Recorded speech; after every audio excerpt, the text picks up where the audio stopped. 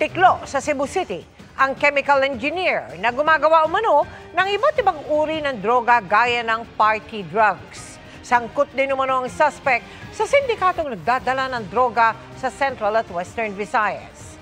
Nakatutok si Alan Domingo ng GMA Regional TV.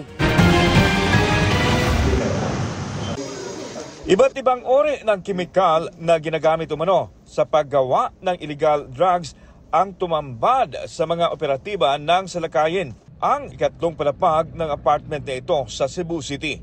May mga kapsol na naglalaman umano ng party drugs, powderized substance at sa loob ng unit may malaking exhaust tube. Nakita natin doon na may iba't ibang makina na kung saan yung mga makinang yon accordingly pang-mix ng iba't ibang klaseng powdery substance. May mga na-recover ding 2 armas at mga bala. Ayon sa mga otoridad, 4 na buwan minamanmanan ang 32 anyos na suspect at isang chemical engineer. Dati na raw siyang nasakote sa isang buy bust. At dito sa inupahang kwarto, gumagawa umano siya ng mga illegal na droga. Pinakaulo ng sindikato ng ecstasy at cocaine na siyang responsable sa pagpapalaganap ng mga party drugs dito sa Central Visayas, sa Western Visayas at sa iba't iba pang karatig lalawigan. Online din umano ang transaksyon at idinadaan sa courier at delivery services ang paghatid ng mga kontrabando. Inaalam pa ng autoridad kung may iba pang sangkot sa illegal operation ng suspect. Inaalam din kung saan niya kinukuha ang sangkap sa paggawa ng iba't ibang klase ng illegal drugs. Hindi nagpa-unlock ng panayam ang suspect at maging ang kanyang live-in partner na naaktuhan sa kwarto. Inihahanda na ang mga kaukulang kaso na isasampa laban sa kanila. Mula sa GMA Regional TV at GMA Integrated News, Alan Domingo, nakatutok, 24 oras. Pinangunahan ni Pangulong Bongbong Marcos ang pagpapatunog ng batingaw o yung bell sa Philippine Stock Exchange ngayong unang araw ng pagpapatupad ng Capital Markets Efficiency Promotion Act.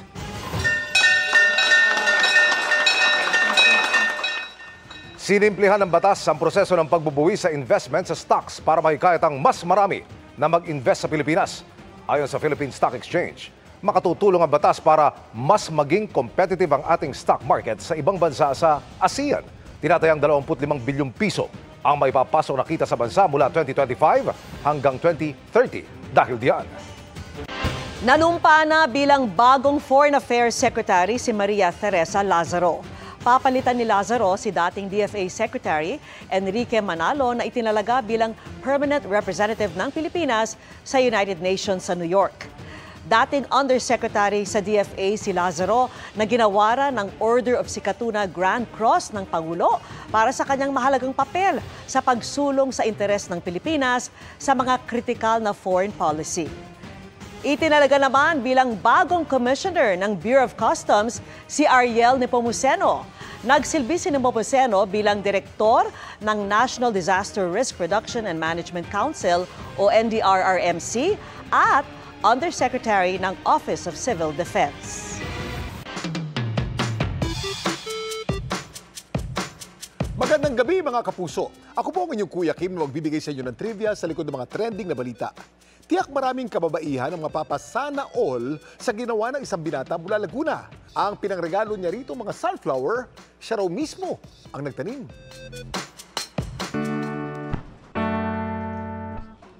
Ang love language daw ni Mel, gift-giving. Kaya para sa birthday ng kanyang nobyang si John Carril, may namukadkad siyang bright idea. Favorite po niya yung sunflower. That's why, yun po talaga yung naisip ko na regalo para sa kanya. At para daw mas maging espesyal ito, ang sunflower na kanyang bibigay, hindi niya bibilhin sa flower shop, kundi naisip ko magtanim ng sunflower. At dahil magtanim ay di biro, 2 buwan bago ang birthday ni John Carril, si Mel naghanda na. Nagsimula ako ng mag-research kung paano talaga magtanim ng sunflower. And then, bumili ako ng mga seeds. Tapos, tinanim ko po sila, isa-isa, dun sa seedling tray. Para daw gumanda ang tubo ng mga tinanim na sunflower, dinidiligan ko po sila everyday. Yung gamit ko timba, kasi wala kaming mahabang hose. para umabot dun sa bubong namin. At matapos ang 50 days, ang mga sunflower na pinaghirapang itanim ni Mel, namukadkad na. Lahat sila nag-germinate. Yun nga lang, Medyo na misalign po ko, medyo lumagpas po nung birthday niya. mabuti na lang daw at ang pag-bloom ng kanyang mga sunflower, sumakto naman daw sa kanilang monthsary. Kaya blooming daw si Jan nang tinanggap ito. Kuya Kim, ano na? Ang mga tao may natural na talento sa pagtatanim gaya ni Mel, sinasabing may green thumb daw. Hindi pa tukoy ang eksaktong pinagmula ng idiomatic expression na ito, pero may mga teorya na ugat daw ito kay King Edward I ng England. Sa sobrang hilig kasi niya kumain ng green peas, buong araw niya pinagbabalat ng hisantes ang kanyang mga trabador. At ang may pinakaberde mga daliri sa kanila kakabalat ng green peas, bibigyan niya ng gantimpala. Ang sunflower plant naman, natibo nagmula sa North America. Sinimulan ito i-cultivate 8,000 years na ang nakakaraan. At dinevelop ito ng Native Americans bilang food source. Opo, kinakain ng halamang ito. Katunayan, mula sa sunflower plant, maaaring gumawa ng sunflower oil at butter. Maliban naman sa mukhang araw, ang mga dilaw o talulot o petals nito. Alam niyo ba ng isa pang rason kung bakit pinangalan ng sunflower ang halamang ito? Alam niyo ba na ang sun o araw nakakaapekto sa behavior ng mga sunflower? Ang mga young sunflower kasi sinusundan ito mula sunrise hanggang sunset, kung saan ang araw doon din nakaharap ang sunflower. Ang tawag dito ay heliotropism. Isa sa mga rason kung bakit nangyayari ito ay dahil sa circadian rhythm ng halaman o yung kanyang body clock. Nakakaapekto rin sa paggalaw ng sunflower ang plant hormone na auxin. Kapag ang araw ay nasa isang panig, ang auxin ay naiipon sa kabilang panig ng bulaklak. Kaya lumilihis ang tangkay nito papunta sa araw. Pero tumitigil ito sa pagsunod sa araw kapag tumatanda na ang bulaklak. Ang mukha ng sunflower ay nananatili na lang na nakaharap sa silangan. Samantala, para malaman ang trivia sa likod ng viral na balita, post o comment lang, #Kuya Kim, ano na? Laging tandaan, kimportante ang may alam. Ako po si Kuya Kim at sagot ko kayo, 24 oras. Mabilis na chikahan tayo para updated sa showbiz happenings. This is a symbol of my commitment and my love for you. Officially engaged na ang unang hit host at weatherman na si Andrew Pertera. A sweet yes ang natanggap niya sa kanyang bride-to-be, ang Grace Note band member na si Eunice. Congratulations! Fun run o fun date? Yan ang hirit ng netizens ng Maspatan, sina Barbie Fortes at Jamison Blake sa isang fun run together. Tanong ng ilan, ano kaya ang status ng dalawa? Shinare naman ni na Megan Young at Mikel Daez ang kanilang first date out as parents. Celebration daw ito ng couple matapos ang safe delivery at pag-aalaga sa kanilang newborn na si Baby Leon.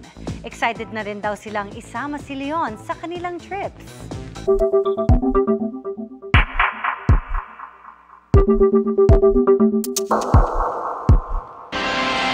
Maaaring maging patibong o trap ang hinihinging sertifikasyon sa Kamara ng Senate Impeachment Court. Ayon sa isa sa mga inaasahang magiging bahagi ng prosecution team na si Akbayan Representative Chel Jokno. Nakatutok si Tina Panganiban Perez. Naniniwala si Akbayan Representative Chel Jokno na dapat mag-ingat sa pagtugon sa hinihingi ng Senate Impeachment Court na sertifikasyon sa Kamara na interesado pa rin itong isulong ang impeachment proceedings ngayong 20th Congress. Sabi ni Jokno na inaasahang magiging bahagi ng prosecution team, baka raw ito isang trap o patibong. Yun ang isang bagay na kailangan pag-aralan ng mabuti kasi baka naman maaari maging trap nga yan. Kag ginawa ng House yan ay sasabihin naman nila, nag-violate na kayo ng 1-year ban. If the 20th Congress will designate prosecutors to the panel, I think that is already a very clear indication that they want to proceed with the case. Nanindigan si Jokno na dapat magkaroon ng impeachment trial. Yan din ang sabi ni Ako Bicol Party List Representative Alfredo Garbin.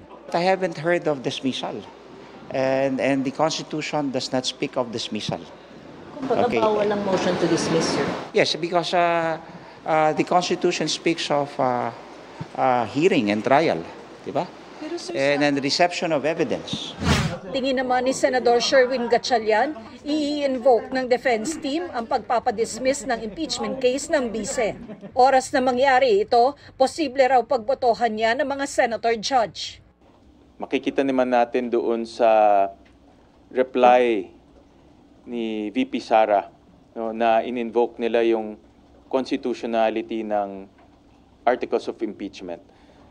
So yung reply na yon, I am very sure i-invoke ulit yun ng mga defense lawyers. No? At possible yan na magkaroon ng botohan. No? Possible yan. Kasi i-invoke nila yan eh. No? So kung merong tumutol or merong sumang-ayon among the senator judges, possible yan. Pero nanindigan si Gatchalian na dapat maipresenta muna ang mga ebidensya sa impeachment trial bago magbotohan ang mga senator judge sa anumang motion. Para sa GMA Integrated News, Tina Panganiban Perez, nakatutok, 24 oras. Nagpulasan ang ilang nagtitinda sa bangketa nang mag-operate ang MMDA sa Padre Faura Street sa Maynila. Kanya-kanya silang alis habang bit-bit ang kanilang tinda nang dumating ang mga tauhan ng MMDA. Inabutan din kaya inalis ng MMDA ang isang bisikletang nakakadena sa isang puno. Wala roon ang may-ari nito kaya kinumpiska na ng MMDA ang bisikleta. Nasita at natiketan din ang isang rider dahil naabutan siyang walang suot na helmet. Pinayagan ng ma-discharge sa ospital si dating Negros Oriental Representative Arnie Teves matapos maoperahan. Ayon sa kanyang abogado, ililipat agad sa BJMP si Teves kahit nakakaranas pa ng bahagyang pananakit sa tiyan. Gitang kampo, walang ibinigay na special treatment kay Teves na sumailalim sa appendectomy noong June 18. Dahil sa operasyon kung kaya naurong sa July 14 ang pagbasa ng sakdal para sa isa sa murder cases laban kay Teves, kaugnay ng pagpatay kay Negros Oriental Governor Roel Degamo noong 2023. Giniba na ang karamihan sa mga bahay na apektado ng pagkasira ng isang river wall sa Navotas. Nakatutok si Rafi Tima. Tulungan niyo po kami! Barangay San Jose! Kasunod ng pagguho ng river wall, tuluyan ng giniba ang mga bahay na naapektuhan sa Barangay San Jose, Navotas. 2 bahay lang ang natira dahil dito sumandal ang bahagi ng gumuhong pader. Hindi muna namin pinatibag kasi sa tinibag namin yan, may posibilidad na gumuho hanggang dulo. So nagkausap po kami nitong gagawa at nagkaisa nga kami na huwag munang tibagin yan. Pag nasimentohan na lang po nila, saka namin titibagin. Habang di pa nabubuhusan ng semento, sandbag at plywood muna ang pansamantalang remedyo para di pumasok ang tubig. Ang lokal na pamahalaan, inspeksyonin daw ang iba pang bahagi ng river wall para makita kung may iba pang bahagi ang nanganganib na ring masira. Siguro sa tagal po ng panahon na laging dinadaanan ng mga malalaking barko, so talagang lumambot na. Sinabi ko nga po dito sa shipping line na to na may posibilidad na if ever dito o yung sa dulo, baka ganyan din mangyari. Si Dennis dito na raw ipinanganak, lumaki at nagkapamilya at naranasan na rin masira ang river wall malapit sa kanyang bahay noong nakaraang taon. Parang tinapalan lang yata. Hindi ko sure, parang ganun lang. Umabot ng kulang 1 taon uli. So parang lumaki lang talaga yung high tide ngayon sa laki. Hindi na kinaya. Hanggang ngayon hindi pa rin tapos sa paglilinis sa mga residenteng naapektuhan. Dahil biglaan at minuto lang, rumagasa na ang baha. Wala raw silang naisalbang gamit. Malaking tulong sana para hindi na maulit ang lubhang pagtaas ng tubig kung naayos na ang nasirang Navotas Navigational Gate na dapat makukumpleto ngayong araw. Pero ayon sa Malabon CDRRMO, hindi pa ito natatapos dahil nais nilang tiyakin na kumpleto at maayos ang pagkukumpuni rito. Salib ho na pilitin natin, madaliin natin, na baka ho masira ka at muli, mas minarapat ho natin na gawin na po ng maayos. Meron silang 8 days na window ho para ayusin na ho yung dapat ayusin. Kasi ngayong panahon ito, hanggang July 8, mababa po yung high tide, kaya mas makakakilos po sila. Para sa GMA Integrated News, Rafi Tima, nakatutok, 24 oras. Imbes na magbayad ng utang, nanutok ng baril ang isang lalaki sa Taguig na nagpakilala pa umunong pulis. Nakakuhanan din siya ng baril at hinihinalang shabu. Nakatutok si Mama Alegre, exclusive. Arestado ang lalaking ito sa Barangay Comembo, Taguig kagabi matapos mabuking na nagpapakilala siyang pulis. Inireklamo siya ng isang babaeng biktima dahil nanutok di umano ng baril. Ayaw kasing magbayad ng suspect sa utang niyang 20,000 pesos. Sa halip na magbayad, nanindak pa nga raw ito at sinabing pulis siya. Dito na nagsumbong ang biktima sa pinakamalapit na police outpost at nang kumprontahin siya ng mga totoong pulis, dito na nagkaalaman. Naka-jacket pa siya ng police. Uniform na jacket ng police with police markings and may radyo pa, So pagkatapos nga nung makita na naka-police na jacket siya, tinanong siya ng tropa. At hiningihan siya ng ID, nagpakilala, tinanong siya kung pulis ka ba talaga. Nagpakilala siya, sabi niya pulis daw siya. So nung hiningihan naman na siya ng documents like the ID, PNP ID, wala siyang maipakita. So sa katagalan, umamin din siya, sir, hindi po ako pulis. Pagkaamin ng suspect, inaresto na siya at ininspeksyon ng kanyang dalang gamit. Nakuhanan siya ng handgun na walang sapat na papeles, pati ng isang sachet ng hinihinalang shabu. Depensa ng suspect, ang tanging pagkakamali lang niya ang magsuot ng jacket na may police markings. Hindi raw siya nagpapakilalang pulis at lalo hindi raw sa kanya nakuhang kontrabando. Kaya sabi ko sa kanila, drug test tayo ngayon. Kung positive ako, sige. Pangit naman na pagdating sa police station. Lapag yung baril at saka yung droga. Hindi naman tama yun. Naharap ang suspect sa inquest proceedings sa patong-patong na reklamo. Kakasunan lang po natin siya ng usurpation of authority. And kasi nga, wearing uniform, nagpapakilala siyang police, may badge pa nga, and then isa illegal possession of firearms, Article 10591 with Article 9165 for illegal possession of dangerous drugs. Para sa GMA Integrated News, Bam Alegre, nakatutok 24 oras. Aminadong overwhelmed pa rin ngayon sa love and support sina Dustin Yu at Bianca De Vera sa pagbabalik nila sa outside world. But the question remains para sa duo. Ano na kaya ang relationship status nila sa paglabas ng bahay ni Kuya? Makichika kay Aubrey Carampel. After almost 4 months na pamamalagi sa bahay ni Kuya, still adjusting to the outside world, ang newest PBB Celebrity Collab Edition Evictees, ang Dusby Duo nina Dustin Yu at Bianca De Vera. Malaking tulong daw sa kanila ngayon ang overflowing love and support mula sa kanilang fans at pamilya na mainit din silang sinalubong paglabas ng PBB house. It's a little bit overwhelming, but so far, I'm really enjoying my stay here in the outside world. Medyo mahirap pero kaya dahil nga din sa love na natatanggap namin sa tao and sa families namin. Nanghihinayang man na hindi umabot sa big night. No regrets at proud daw sa kanilang Big Four housemates, sina Dustin at Bianca. All throughout the season, talagang nilaban namin ni Bianca talaga. At naging totoo kami, naging matapang kami sa mga challenges. Kung ano man naging result, tanggap namin yun ni Bianca. We have no regrets at all because we know that we tried our best. We gave our best. So with that, kontento na rin naman. Okay na po kami. Marami rin daw silang natutunan na baon nila hanggang sa outside world. I really learned how to love all of my imperfections and despite sa mga pagkukulang ko sa journey ko, and pakiramdam ko rin po kasi hindi po doon nagtatapos yung growth namin. So I guess yun, isa po yun sa mga natutunan ko is that growth is non-stop. Natuto rin kaming huwag sumuko sa life, sa bahay ni Kuya. Dito ko natutunan talaga na mas patibayan pa yung faith ko kay Lord talaga. Marami ang sumubaybay sa kanilang journey sa bahay ni Kuya at nag-ship sa kanila na binansagang Just Be a Love Team ng fans. Ano na nga ba ang relationship status ng dalawa? Kung ano kami sa loob, ganun pa rin kami dito. Kasi kung ano man yun nasa loob ng bahay ni Kuya, totoo naman yun. So, kinontinue lang naman namin dito sa labas. Wish daw nila na makatrabaho rin ang isa't isa soon. I'd be happy, of course, kung magkaka-project kami together. Pero if not, supportan ko pa rin si Bianca sa mga future endeavors niya.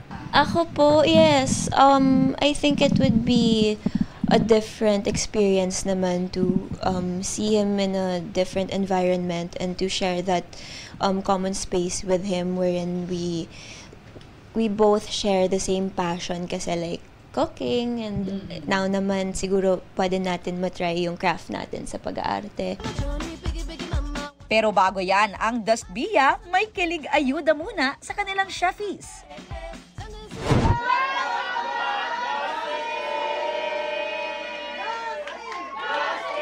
Sinalubong din ng surprise homecoming party from his Sparkle family si Dustin. Nanguna sa pag-welcome sa kanya si GMA Network Senior Vice President Attorney Annette Gozon Valdez. Hindi ko na-expect and na-overwhelm ako lalo. Super dami nagpadala ng pagkain, which is a blessing to me also. Kahit birthday ko, hindi naman ito nangyayari. So, first time ever na parang ako yung naghanda. Kasi nakita ng mga tao kung sino yung tunay na Dustin sa loob ng bahay ni Kuya. And lahat nga ng nakakausap natin na housemates na nakalabas na ay lahat sinasabi talaga nila na mahal nilang lahat si Dustin, parang kuya nila. Kaya I think nakita rin yun ng mga tao. Dustin, we're so proud of you and I know you'll be even more successful outside the house. Aubrey Carampel, updated sa showbiz happenings. Nagkabirya sa concert ni Beyonce sa Houston, Texas sa Amerika. Stop.